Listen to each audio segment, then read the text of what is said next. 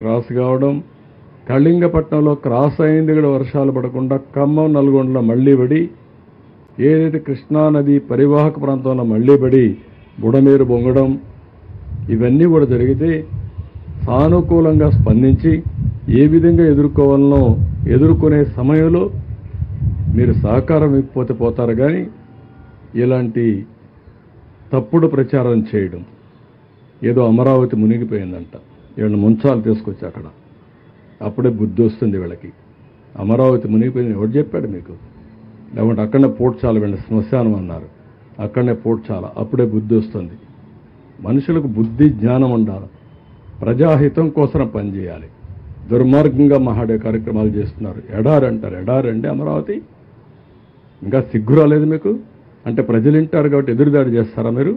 ఎన్ని రోజులు ఎదురుదాడి చేస్తారు? ఎదురుదాడి చేస్తే ప్రజలే చూసుకోవాల్సిన అవసరం ఉంది.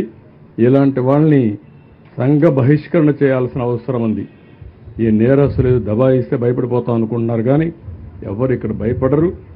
ఈరోజు కూడా పేపర్లో చూస్తున్నా, ఒక యజ్ఞం మారిగా ప్రజలను కాపాడడానికి మేము ప్రయత్నం చేస్తూ ఉంటే ఒక రాక్షసుల మారిగా విధ్వంసాన్ని సృష్టిస్తున్నారు. ఎక్కడిది న్యాయం? మేము ఒక పక్కన ప్రజల కోసం ముందుకు పోవాలన్నా, ఇంకొక పక్కన వీళ్ళు చేసే తప్పుడు ప్రచారాన్ని ఖండిస్తూ కూర్చోవాలన్నా? ఈరోజు మళ్ళీ వర్షం పడిందంటే మేము భయపడుతున్నాం.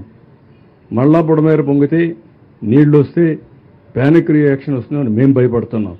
వీళ్ళకి బాధ్యత లేదండి? వీడు సమాజ హితం కోసం ఉండే పార్టీ అంటే ఇది? ఇలాంటి దుర్మార్గులు రాష్ట్రంలో ఉండడం కూడా అర్హత ఉందని నేను అడుగుతున్నా. ఎక్కడో ఉండేవాళ్ళు సినిమా యాక్టర్లు వస్తున్నారు, పారిశ్రామికవేత్తలు వస్తున్నారు, మామూలు వ్యక్తులు వచ్చి మీరు కష్టపడుతున్నారు, మేము కూడా మా డొనేషన్లు ఇస్తామని చెప్పి సంఘీభావాన్ని తెలియజేయడమే కాకుండా ఆర్థిక సహాయం చేస్తున్నారు. చేతనైనంతవరకు పనిచేస్తున్నారు. ఇప్పుడు ఎంప్లాయీస్ని పిలవలేదు, వాళ్ళే వచ్చారు. అది వాళ్ళ స్ఫూర్తి. ఇది ప్రజల స్ఫూర్తి. ఒక రాజకీయ పార్టీ ముసుగులో నేరస్తులు చేసే దౌర్జన్యం, అరాచకాలు. ఈ అరాచకాలు ఈ రాష్ట్రంలో జరగవు. అలాంటి అరాచకాలు